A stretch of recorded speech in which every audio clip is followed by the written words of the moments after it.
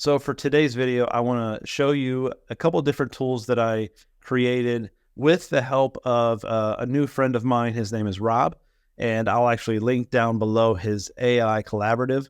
And he actually has a resource on Discord where he teaches you how to use large language models, which are things like ChatGPT, Claude, other models that will be emerging and probably overtaking the popularity of even those two. There's a lot of good principles to learn there. I really appreciate his approach to this. He's not trying to do this to make a career out of it. He is very knowledgeable, and he actually spent time with me to teach me how to create some of the things that I just want to share with you. They're free. You can actually create a ChatGPT account for free and then use the custom GPTs that I made for free. So this is just to give to you. Hopefully it's a blessing, and actually a blessing for those that you would send this content to as well. So I'm just going to share with you what I've created with help of others. I'm going to share my screen and show you what my process is on a day-to-day, week-to-week basis. Usually on a Sunday afternoon, I get my sermon video edited, uploaded to YouTube, and then I begin the process of creating the content that the congregation can utilize throughout the rest of the week. So I'll share my screen real quick with you. Start out, this is ChatGPT. I realize that AI can be controversial depending on your perspective of it, but I'm hopefully going to show you an approach that it is not coming up with content that is not original, because it's going to be based off of the content that you created already, but it's just a tool to repurpose the content you've already created and to put it in a different format. That format in particular is going to be a sermon summary, which is about a 2-page-ish summary of the content that is in your sermon. It's not going to be just like a transcript, but it will be readable. It's going to reformat it into about 2 pages, and then there's going to be a 5-day devotional, which will give each person reading it something to think about for that day. So they're going to reflect on a takeaway from the message, and then there's also going to be a application prompt, and then also a prayer prompt of all related to the content that you should share with this GPT. If you're not familiar with this at all, ChatGPT is basically just a AI service that you can use to do all kinds of different stuff. And a custom GPT is it's basically a bot of a sort. I don't even know if I'm using the right language, that you can interact with that has custom instructions. So some of the instructions that I've given this custom GPT has to do with theology. So I made sure that the guardrails that are in place are basically orthodox, widely accepted Christian theology. You will have to review all of the content before you send it to your congregation. Every once in a while, there's something that I'm like, I don't quite like the way that is phrased, or something that's brought up. It's never apostasy or heresy, but it just might be something that's slightly off. So I review it and make those edits and send it to the congregation. So I'm in ChatGPT now. Then I'm going to jump over to YouTube. So this is my YouTube sermon channel. Well, it's the YouTube church channel. And this is this past Sunday's sermon. And here's the first thing that you would do is that you'll go, if you don't have your own manuscript, you can just scroll down, open up the description, and there is usually this button right here. It says show transcript. And basically that YouTube has taken your video content and has created a word for word transcript of everything that is said in that video. It's important that the only thing in the video is the sermon, because let's say you live streamed your service onto YouTube and it includes announcements, it includes music, anything else, this process probably won't work, because the context that ChatGPT is going to use is going to be so broad that it's not going to be just a sermon. So the video does need to be just a sermon.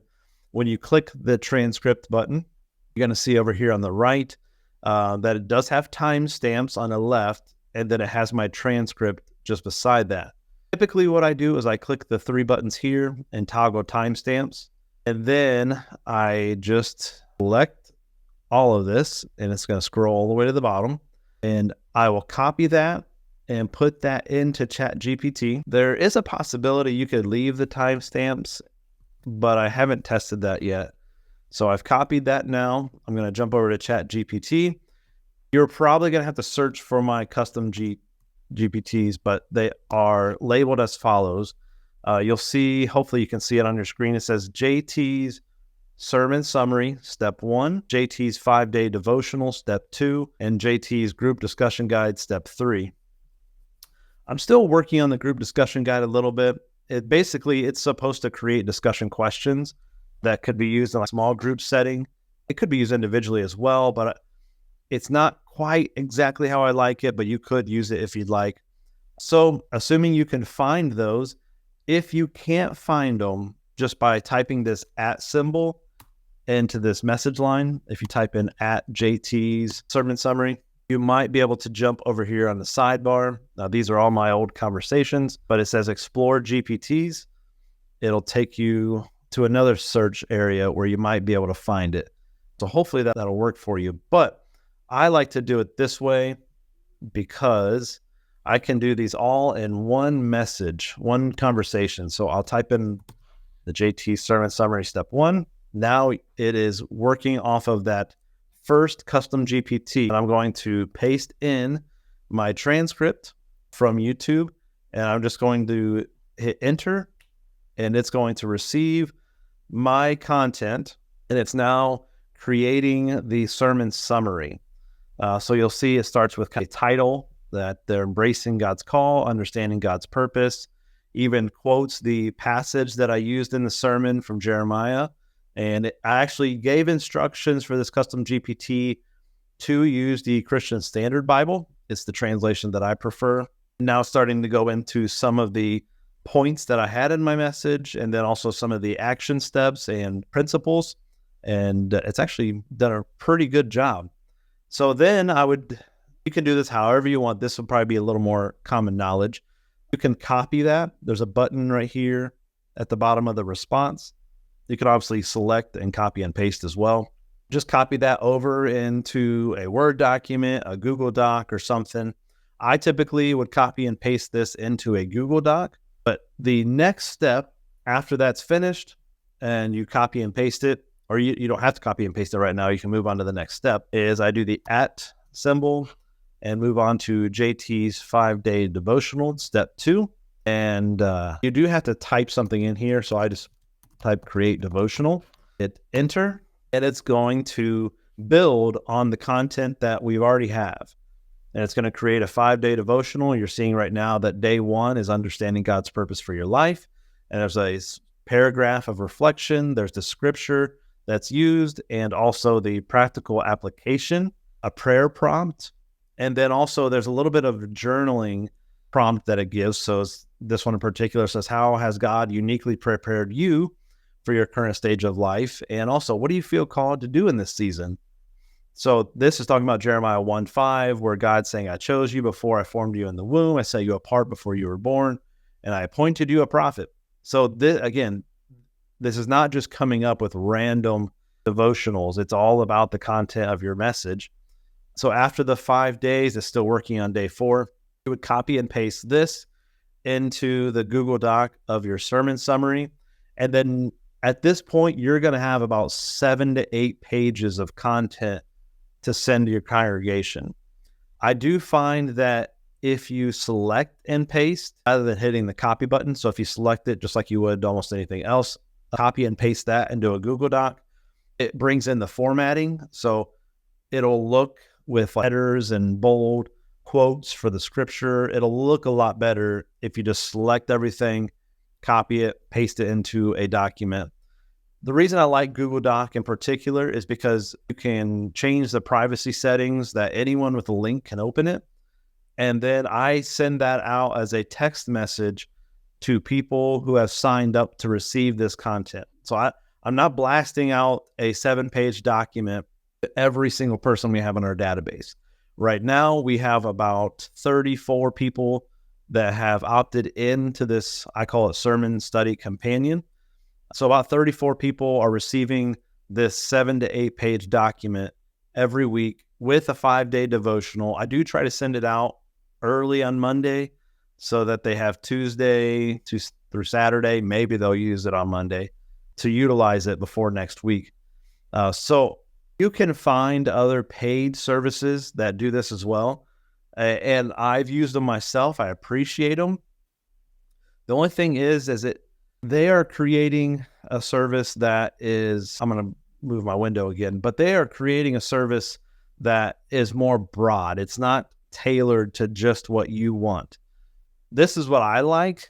These types of responses, I've put the instructions in, hoping that they would be something that I want my congregation to have. And you can definitely find resources of how to create a custom GPT. I believe you have to have a paid account to create them. But this is all for free. You can use the free ChatGPT account, use these custom GPTs for free, and it's a resource that you can use. But I think it's called pastors.ai is a good service. It's not too expensive. It might be around the $20 a month. It's a really good one because you can just take your YouTube video link, copy and paste the link into pastors.ai, and then it'll start creating the similar stuff to what I just showed you with mine. I just like mine better. I like what it produces better than pastors.ai. There is also sermon shots. Sermon shots, I don't know what their lowest tier is. I think I have used the $50 to $59 a month package, but I mainly used it for their video editing software, where you take a sermon video and it creates clips for you, clips to use in Facebook Reels, YouTube Shorts, that kind of stuff. But when you start adding up the cost of those subscriptions, it does add up. And again, we're limited resources. We do want to reach many people and even shepherd the congregation throughout the week with content, whether it be written content or videos. So there are good ones. I have tried to use church.tech, but to be honest with you, even on my free trial, I ran into several technical issues with just copy and pasting my YouTube link, and it wouldn't process. 1 out of 3 would work, which stinks because it looked like it might have been a good product. But I don't think I'm going to continue with that subscription just because it didn't work real well. And they're not the only, those are 3. They're not the only ones. There are other ones that are out there that you could use and might even be cheaper, but this one's free. This is not the video service, but I do have a cheap way that I do that each week. I'll show you maybe in a different video, but I just want to find ways that inexpensively just show you what I'm doing. Again, as a partner in ministry, trying to spread the timeless message of Jesus. So I hope this has helped you a little bit. If you have any questions, leave something in the comments for me. I'll do my best to help you, that we can just take advantage of the technology that we have to spread that message of Jesus. Use it for good, redeem it, and I'm here with you. Hope you have a great day.